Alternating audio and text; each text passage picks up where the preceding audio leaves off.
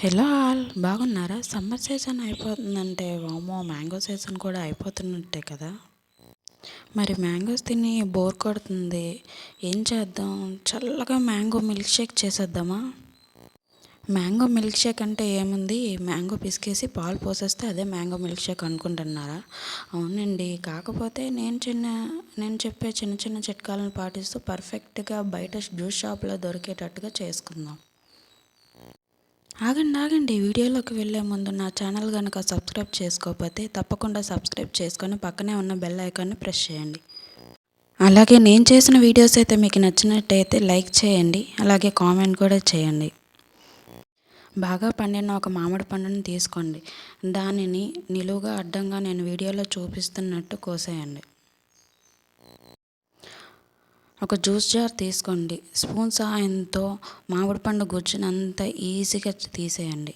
చూసారా, ఈ చిన్న చిట్కాను పాటిస్తే ఎంత ఈజీగా మామిడి పండు గుజ్జు వచ్చేసిందో. స్వీట్నెస్ కోసం 4 స్పూన్స్ షుగర్ వేసుకోండి. షుగర్ వద్దు అనుకునే వాళ్ళు తేనె కానీ బెల్లం కానీ వేసుకోవచ్చు. షుగర్ మెల్ట్ అయ్యే వరకు ఒకసారి బాగా గ్రైండ్ చేయండి. లీటర్ మిల్క్ ప్యాకెట్ తీసుకోండి. అది ముందు రోజు నైట్ 12 అవర్స్ డీప్ ఫ్రిడ్జ్లో పెట్టి గడ్డ కట్టించండి. ఆ పాలుగట్టను బరువైన రాయితో దంచండి. థిక్ మిల్క్ షేక్ రావాలంటే ఈ చిట్కాను తప్పకుండా పాటించండి.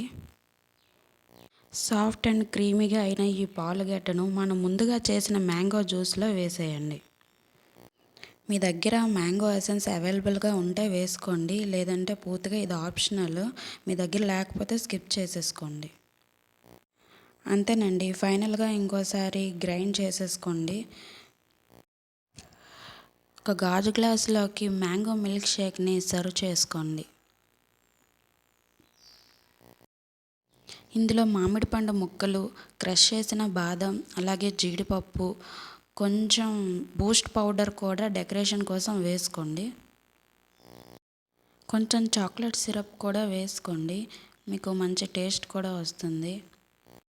ఇవన్నీ కేవలం డెకరేషన్ కోసమే కాదండి, మీరు మిల్క్ షేక్ తాగుతున్నప్పుడు మధ్య మధ్యలో టేస్టీగా క్రంచీగా తగులుతూ ఉంటుంది.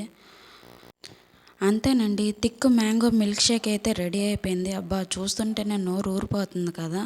మీరు కూడా ట్రై చేసి తప్పకుండా ఎలా ఉందో చెప్పండి, లైక్ చేయండి.